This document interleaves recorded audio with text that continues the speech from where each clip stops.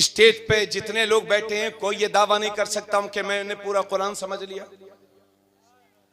तो उम्मत हमारी तो उर्दू तक ठीक नहीं है, फसी अरबी कैसे समझेंगे?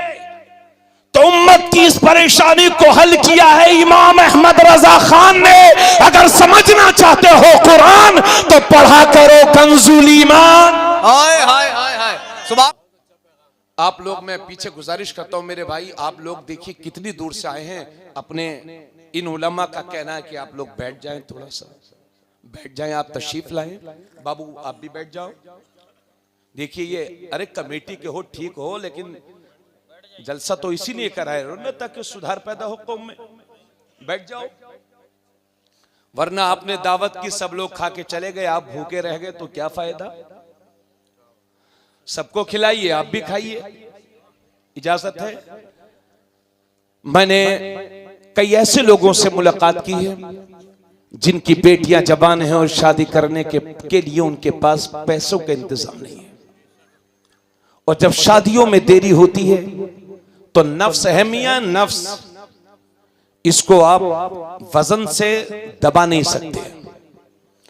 इसलिए अगर ये चाहते हो कि कौम की बेटियों की इज्जतें महफूज रहें और तुम्हारी बेटियां किसी के साथ ना भागें, और ये मेरी कौम की बेटियों, खुदा का वास्ता देकर के आपसे अर्ज करूंगा, तुम सैयदा फातिमा ज़हरा की कनीज हो। सिर्फ फातिमा नाम रखने से काम नहीं चलेगा। सैयदा फातिमा ज़हरा की किताबे जिंदगी का भी मुताला कर। और ये मेरी बहन, शरीयत के माहौल में रह। पर्दा तेरी शान है, पर्दा तेरी पहचान है, हिजाब तेरा वकार है, हिजाब में तेरी इज्जतें महफूज हैं। इसलिए मेरी बहन पर्दे का एहतमाम कर, हिजाब का एहतमाम कर। और ये मेरी कौम के जिम्मेदारों, दौलत के आते ही सही अपनी बेटियों के हाथों में लंबे लंबे मोबाइल ना दो। इन मोबाइलों की वजह से कितने घर उजड़ गए। शरीयत के दायरे में रहो। मेरी कौम की बेटियों, तुम शादी से पहले जहां तक हो सके मोबाइल इस्तेमाल न करो, ये तुम्हारे लिए बेहतर है।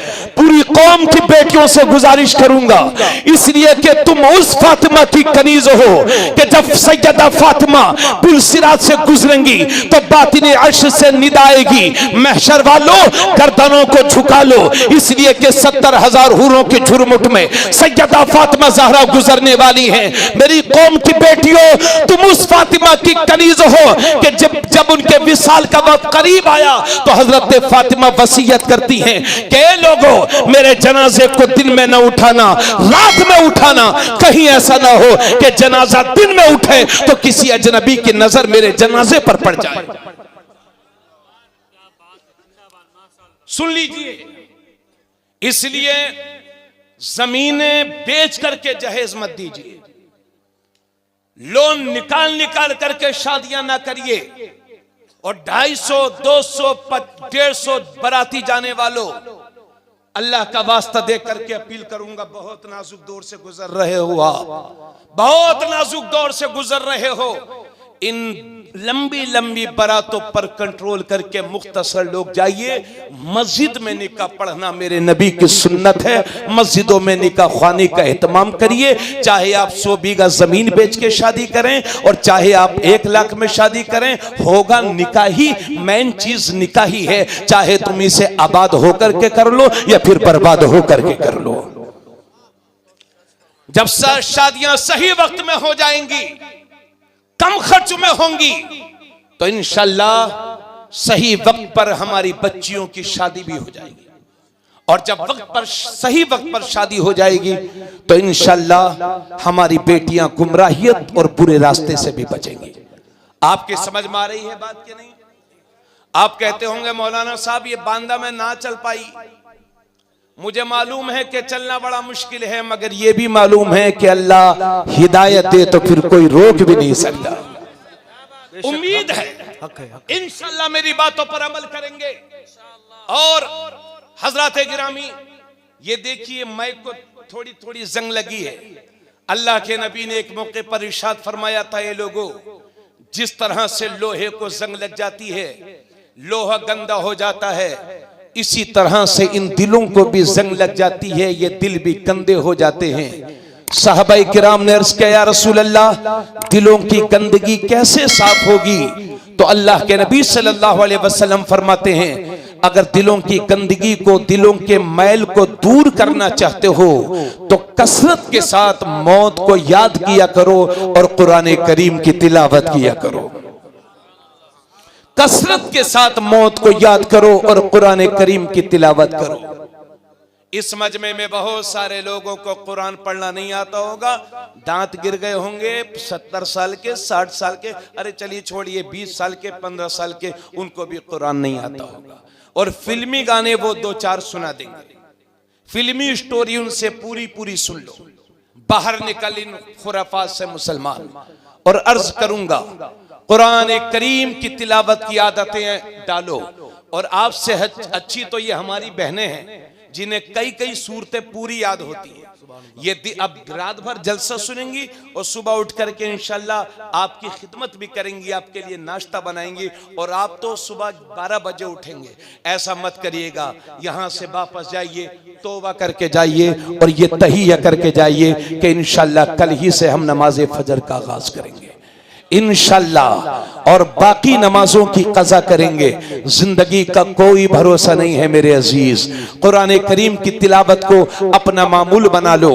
अल्लाह के नबी फरमाते हैं, जिस घर में सुबह सुबह कुरान की तिलावत नहीं होती उस घर में सुबह ही को अजाब के फरिश्ते नाजिल हो जाते हैं, और जिस घर में सुबह ही को कुरान की तिलावत होती है उस घर में सुबह ही रहमत के फरिश्ते नाजिल हो जाते हैं। हजरत गिरामी, सुन लिया ना आपने मेरी बात? तो मैं ऐसा लग रहा है मुझे कि अक्सर लोगों को कुरान नहीं आता होगा, मगर कुरान पढ़ने के फायदे सुभान अल्लाह, इस बात का मुझे 100% यकीन है कि इस मजमे में कोई भी बच्चा ऐसा नहीं होगा जिसे कुरान पढ़ना ना आता हो, जिसे सूरह इखलास याद ना हो।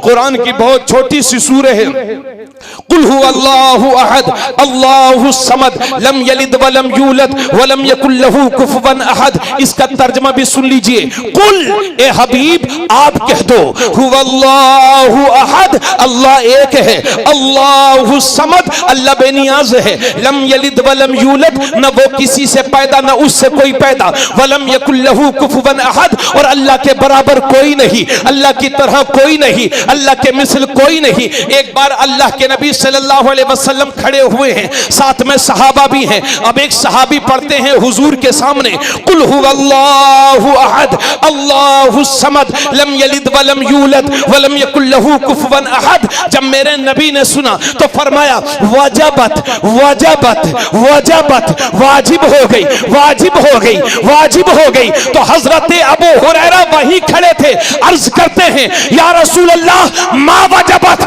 या रसूल अल्लाह क्या वाजिब हो गई? नबी ने फरमाया, जिसने कुल हुवल्लाह पढ़ा उसके लिए जन्नत वाजिब हो गई। हाय हाय हाय हाय, सुभान अल्लाह सुभान अल्लाह,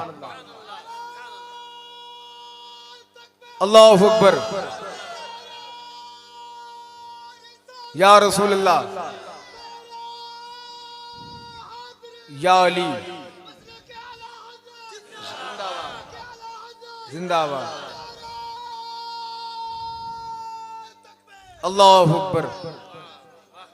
आका करीम सल्लल्लाहु अलैहि वसल्लम ने फरमाया, सुन लीजिएगा हजरत, बाबू मेरे सब भाई लोग, अल्लाह के नबी ने फरमाया था सहाबा से एक बार, ये किस्सा कहानी की किताब नहीं, ये बुखारी शरीफ की हदीस है जिसके रावी हजरत अबू दरदा है। मेरे नबी ने फरमाया था, मेरे सहाबा क्या तुम सोते वक्त तिहाई कुरान नहीं पढ़ सकते? नबी ने फरमाया, सहाबा क्या तुम सोते वक्त तिहाई कुरान नहीं पढ़ सकते? कितना होता है तिहाई कुरान? कुरान में 30 पारे हैं, 10, 20, 30, तिहाई का मतलब हो गया 10 पारे। तो 10 पारे कोई सोते वक्त बड़ा मुश्किल है।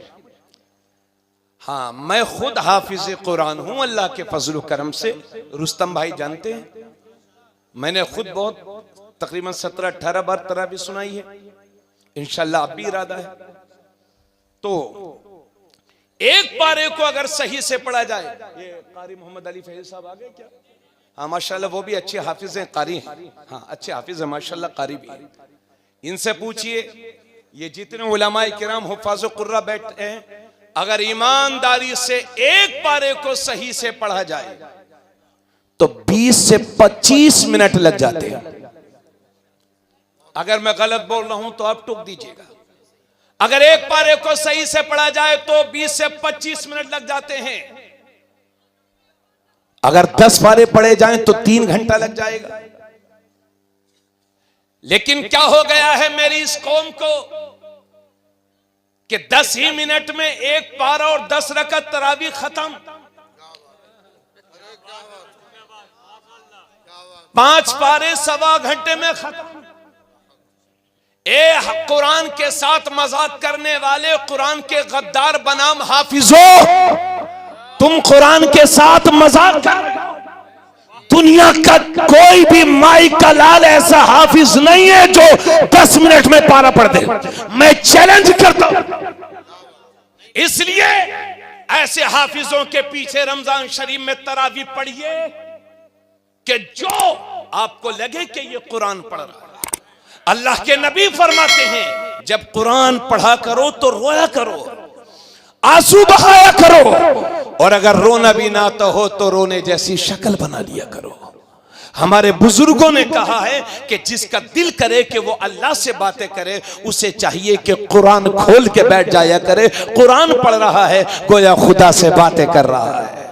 जोर से बोले सुभान अल्लाह। ये जो 10-10 मिनट में तरावी हो रही, और ये मेरी कौम इतनी सीधी है, अगर किसी ने 4 पारा 5 पारा 1 घंटे में 20 रकत तरावी और 5 पारा सब खत्म कर दिया, तो बजाय टोकने के कहते हैं, अरे साहब इस साल हाफिज साहब क्या आए हैं, बिल्कुल राजधानी एक्सप्रेस है,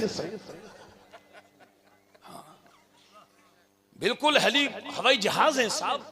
ऐसे हाफिज पहली बार हमने देखे साहब, बिल्कुल थकान ही नहीं होती। हाँ भाई, जब पढ़ोगे तब तो थकान होगी। ये 20-20 मिनट 5-5 मिनट में पारा पढ़ने वालों, और सुन लो हाफिजो, मैं खुद भी हाफिज हूं, अल्लाह का शुक्र है। जिस तरह से सूद का 1 रुपया खाना, मेरे नबी फरमाते हैं सूद का 1 पैसा खाने में ऐसे 70 दर्जे के गुनाह हैं, जिसमें सबसे कम दर्जे का गुनाह यह है अय्यन की हर रजुलु उम्महु, जैसे आदमी ने अपनी मां के साथ जिना किया हो।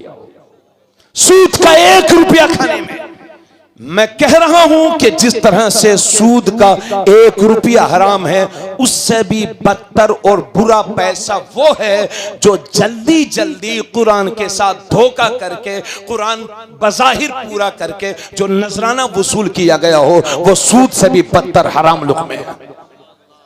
इसलिए हाफिजों से कहूंगा, मेरी कौम के नौजवानों, अल्लाह जानवरों को भूखा नहीं रखता, तुम्हारे सीने में तो कुरान है, तुम कैसे भूखे रह सकते हो? लेकिन कुरान का सौदा न करो। और आपसे कहूंगा, ऐसे हाफिज के पीछे कतई तरावी न पढ़ो जो कुरान की बेहुरमती करता हो। और हुफ्फाज से कहूंगा कि पब्लिक की डिमांड न पूरी करें, अल्लाह की रजा तलाश करें, और ऐसा कुरान पढ़ें लगे कि कुरान हो रहा है। अरे भाई, बात समझ में आ रही है? वाह वाह वाह वाह। तो हजरत किराम, मामूली बात नहीं है तिहाई कुरान पढ़ना। अगर तिहाई कुरान का मतलब हो गया 10 पारे, अगर कोई 10 पारे ईमानदारी से पढ़ेगा तो 2.5-3 घंटे लग ही जाएगा। अब मेरे नबी फरमाते हैं, मेरे सहाबा, जब तुम सोया करो तो तिहाई कुरान पढ़ के सोया करो। तो सहाबा अर्ज करते हैं, या रसूल अल्लाह, सोते वक्त नींद का खुमार होता है, हम तिहाई कुरान कैसे पढ़ सकते हैं? तो अल्लाह के नबी फरमाते हैं, जिसने एक बार कुल हु अल्लाह शरीफ पढ़ लिया, अल्लाह उसे तिहाई कुरान का सवाब अता फरमाएगा। इसी हदीस की रोशनी में उलामा फरमाते हैं, जिसने 3 बार कुल वल्लाह पढ़ लिया, अल्लाह उसे 1 खत्मे कुरान का सवाब अता फरमाएगा। वाह वाह। कारी सईद साहब कौन है? साजिद साहब। अच्छा, कारी साजिद साहब। या रसूल अल्लाह, जिंदाबाद जिंदाबाद, माशाअल्लाह। एक काम और करिए, एक काम और करिए। इस बार रमजान शरीफ में अगर आप 5 कुरान पढ़ते हो तो 3 पढ़िए, 3 पढ़ते हो तो 2 पढ़िए, और एक काम कीजिए, कुरान ये जो हम पढ़ रहे हैं ये अरबी में है, लेकिन इसमें लिखा क्या है ये आप क्या, ये तो हम भी नहीं समझ पाते। स्टेज पे जितने लोग बैठे हैं कोई ये दावा नहीं कर सकता हूं कि मैंने पूरा कुरान समझ लिया। तो उम्मत हमारी तो उर्दू तक ठीक नहीं है, फसी अरबी कैसे समझेंगे? तो उम्मत की इस परेशानी को हल किया है इमाम अहमद रजा खान ने। अगर समझना चाहते हो कुरान तो पढ़ा करो कंजुल ईमान। हाय हाय हाय